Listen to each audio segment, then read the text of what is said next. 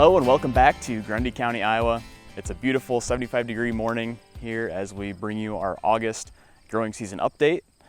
This area has had some unseasonably cool weather. Not what we expect for August, but the crops sure like it, as you know, we're kind of on the drier side.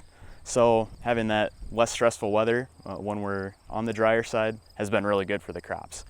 Last month we were talking about pollination and the start of the reproductive phases for soybeans. So let's look and see how the crops have progressed since then.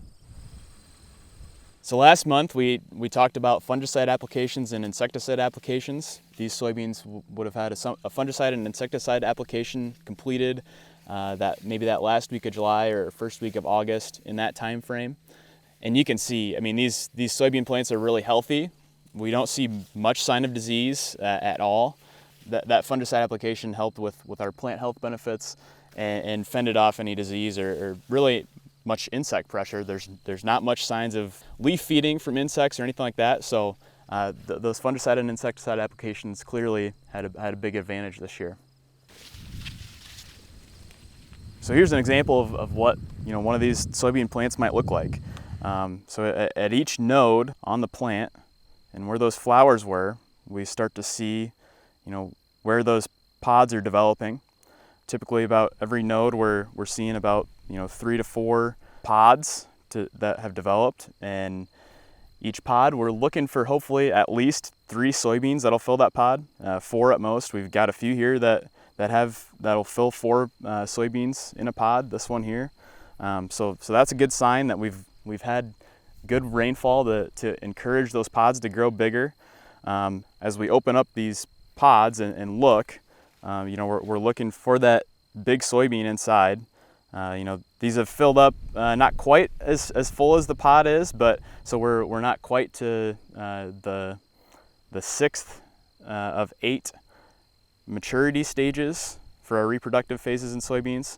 So we're getting closer, but have not filled the pods totally yet. So we'll hope for a little bit more rainfall as we get into August to fill these pods and encourage these soybeans to grow as big as they can.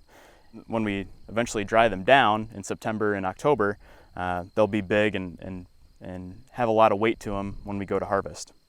So the next 30 to 45 days, we'll start to see these soybeans get closer to maturity for harvest. So that early soybean harvest will start, middle of September and into the end of September and into early October, depending on what we get for rainfall. So we'll see these green leaves turn a yellow and brownish color and start to drop the leaves. So watch for the next update in September when we see how these soybeans have progressed and what we see and expect when we come to harvest.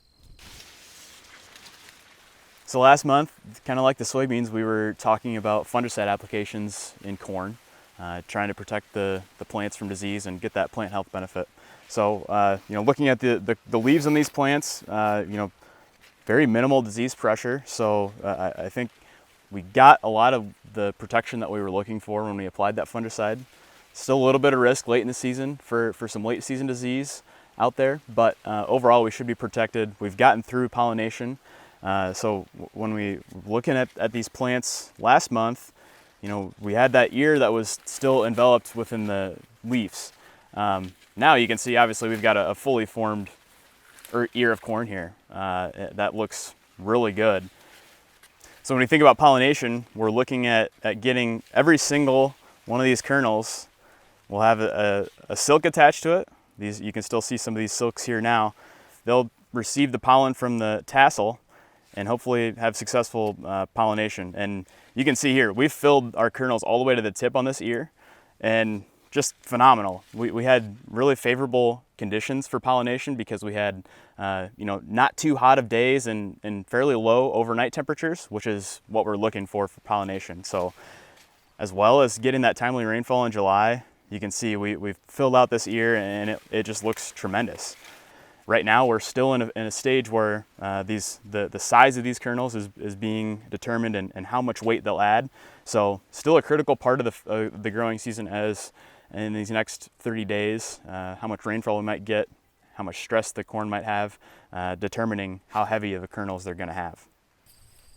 So we haven't introduced you to seed corn production yet. This farm grows some corn for seed production, which will go into a bag to be sold for next year's crop. So one thing that we like to do for clients is to try to position their farms to generate as much income as possible. And one of those ways that we can do that is to secure a seed corn production contract on their farm. Reasons why a seed corn production contract is more favorable is because really there's a premium in the price, premium in the amount of bushels that you're paid on, and overall your costs are also lowered because some of the extra things that have to go on, such as fungicide and insecticide, are often paid for by the seed company. Oftentimes also the seed is paid for by the company or is at a much lower price compared to growing commercial corn. So we can for one save a lot of money and generate a lot more money by having seed corn production on a farm. Typically we're looking at a farm that is really highly productive, maybe has drainage tile in it and has really good operator that works well with the seed corn company. So by bringing all those pieces together, we've been able to generate a lot of value for clients that have been able to get a seed corn contract on their farm. Well, thanks again for watching. If you have any questions, please feel free to leave them in the comments and we'll try our best to answer them, and hope to see you again in September.